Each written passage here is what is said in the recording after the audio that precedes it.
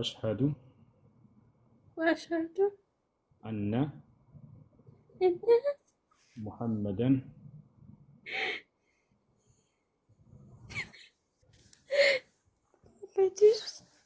رسول الله رسول الله ما شاء الله الله أكبر ከዚህ በኋላ ሙስሊሙን ሻላ አላህ ምስጋና ይገባው።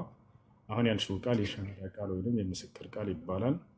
ትርጉሙ አሽሀዱ አን ላ ኢላሃ ኢለላህ ማለት እነሆ ከአንዱ ከአላህ በስተቀር በእውነት የሚመለክ ሌላ አምላክ የለም ብዬ መሰክራለሁ ማለት ሲሆን ወአሽሀዱ አነ ሙሐመድን ረሱሉላህ ደግሞ ሙሐመድም የአላህ መልእክተኛና ነቢይ ናቸው ብዬ መሰክራለሁ ማለት ነው። አንድ ሰው ወደ እስልምና ሃይማኖት ሲመጣ ጊዜ ነቢያቶች የነበሩበትን መንገድ አገኘ።